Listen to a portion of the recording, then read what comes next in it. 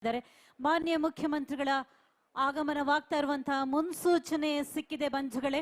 ದಯಮಾಡಿ ತಾವೆಲ್ಲರೂ ತಮಗಾಗಿರುವಂತಹ ಆಸನಗಳಲ್ಲಿ ಆಸನರಾಗಬೇಕು. ನೀವೆಲ್ಲರೂ ಕೂಡ ಆಯಾ ಇಲಾಖೆಗೆ ಅಹವಾಲುಗಳನ್ನ ಸಲ್ಲಿಸಬಹುದಾಗಿದೆ. ಆ ಇಲಾಖೆಗಳ ಬಳಿಯಲ್ಲಿಯೇ ಮಾನ್ಯ ಮುಖ್ಯಮಂತ್ರಿಗಳು ಆಗಮಿಸಲಿದ್ದಾರೆ.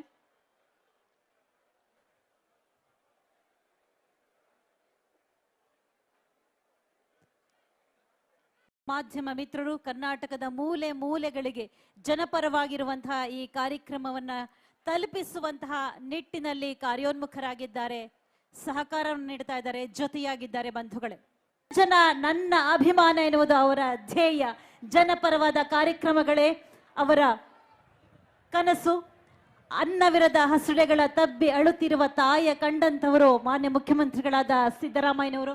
ಆ ಕಾರಣಕ್ಕಾಗಿ ಅಶಕ್ತರ ಪರವಾಗಿ ನಿಂತು ಶಕ್ತಿ ತುಂಬುತ್ತಾ ಅನ್ನಭಾಗ್ಯ ಯೋಜನೆಯನ್ನು ಕೊಟ್ಟು